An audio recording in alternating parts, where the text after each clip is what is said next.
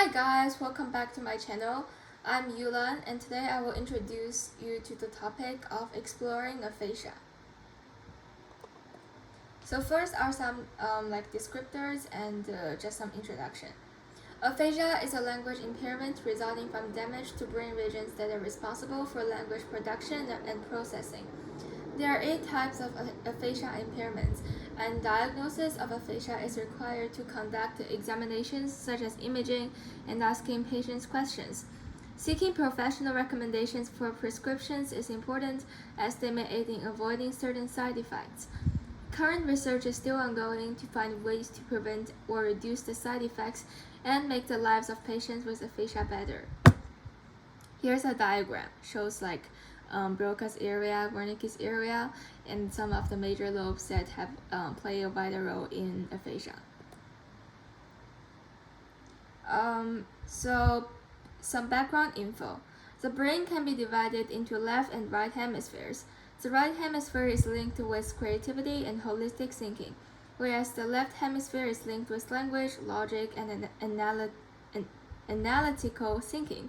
In the left hemisphere, there are many vital areas for language functions, such as Broca's area and Wernicke's area. Broca's area is located in the left frontal lobe, above and behind the left eye, and is responsible for language production. Similarly, located in the left temporal lobe, Wernicke's area is thought to be involved in language comprehension and processing. So, Wernicke's aphasia is you can process the info. You can speak, but you can't there's the sentences that you speak doesn't make sense. What is aphasia? Aphasia refers to impairment of speaking, understanding, writing, speech, and reading caused by the damage to the cortical brain center that is responsible for language processing while understanding. According to the National Institute on Deafness and Other Communication Disorders, NIDCD, there is currently 1 in every 272 Americans who are affected by aphasia. Diagnosis and types of aphasia.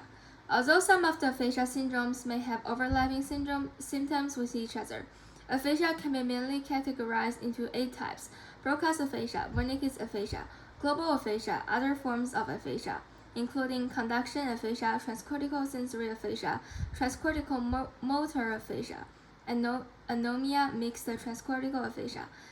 Diagnosing the exact aphasia syndromes usually involves a combination of a physical exam, gathering medical history, and employing diagnostic imaging and testing. Other exams may also be conducted to rule out other conditions that may lead to effects similar to the situations in aphasia. In addition, there are 3 factors when determining the exact type of aphasia syndromes: fluency, understanding, and repetition. As mentioned previously,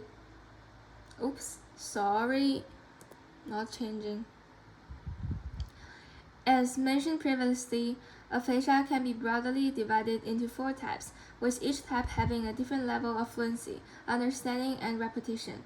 The first type is Broca's aphasia, which is also known as non-fluent aphasia and expressive aphasia. Since Broca's area is mainly associated with speech production, the damage to this area will result in a loss of fluency, but will not affect the understanding of speech.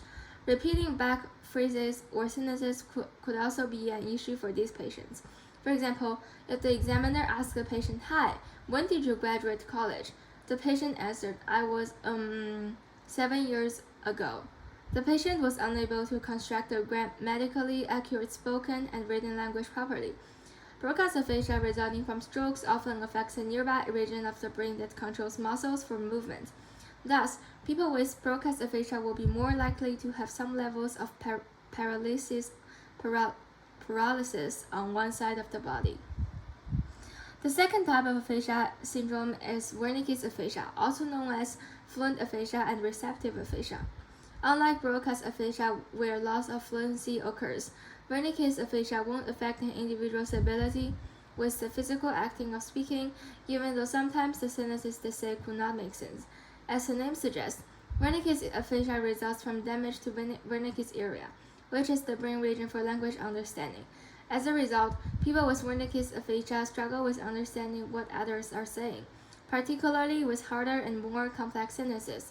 Repetition of other words could be troublesome as well. As mentioned in the background information, Wernicke's area is located near the occipital lobe, which affects vision and sight. So individuals with Wernicke's aphasia frequently experience visual impairments. Furthermore, another type of aphasia syndrome is global aphasia, which is the most severe form of aphasia. The patients are only able to produce a few identifiable words and have little or even no understanding of the language written or spoken. Global aphasia is the result of severe brain damage, such as strokes or serious head injuries, which have impacts on multiple regions of brain and could lead to other complications. Finally, a couple of other forms of aphasia syndromes will be briefly introduced in this paper. Transcortical in this lecture. Transcortical motor aphasia has similar symptoms to Broca's aphasia, but usually without problems with repetition. Transcortical sensory aphasia is similar to Wernicke's but without repetition issues. This aphasia syndrome is common with degenerative brain conditions such as Alzheimer's disease. Conduction aphasia has problems with fluency and repetition. Mixed transcortical aphasia is similar to global aphasia, only without the repetition obstacles. Lastly, anomic aphasia causes a struggle to find words in the patient's mind, particularly words describing objects and actions. Okay, next slide. Pathophysiology of aphasia. Aphasia occurs when lesions to the language regions of the brain arise, which are the left hemisphere most of the time since it's dominant. Some of the essential areas in the left hemispheres are Broca's area, Wernicke's area, as you know, and arcuate fasciculus. Wernicke's area and arcuate fasciculus, cerebral vascular accident CVA, also commonly known as stroke, happens when the blood supply to certain brain regions is significantly eliminated or eventually stopped due to an ischemic event or from a hemorrhagic event. The decrease in blood supply induces the death of brain cells, which carry vital nutrients and oxygen. Other potential causes of aphasia are severe bumps to the head, brain tumors, brain infections, and progressive neurological disorders such as peak disorder, also known as frontotemporal dementia, Alzheimer's disease, and traumatic brain injury (TBI). Now is the treatments for aphasia. Based on existing research, there is no direct treatment for aphasia.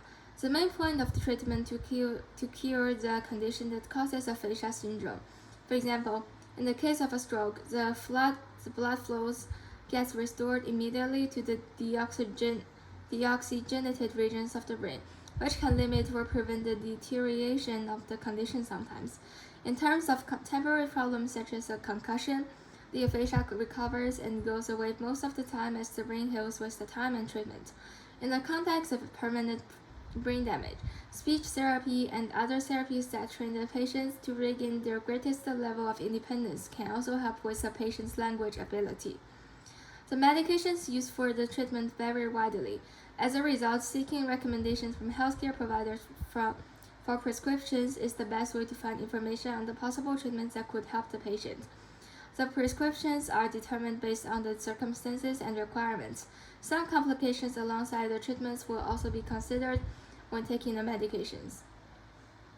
Finally, what research has been done for aphasia?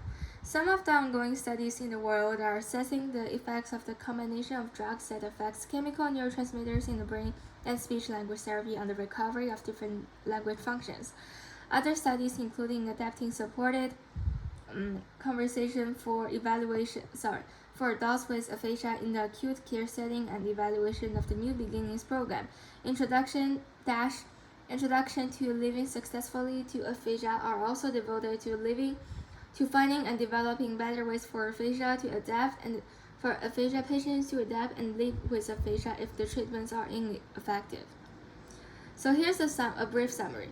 In conclusion, aphasia is the impairment in the language functions caused by damage in the brain regions responsible for language and could lead to further side effects or complications.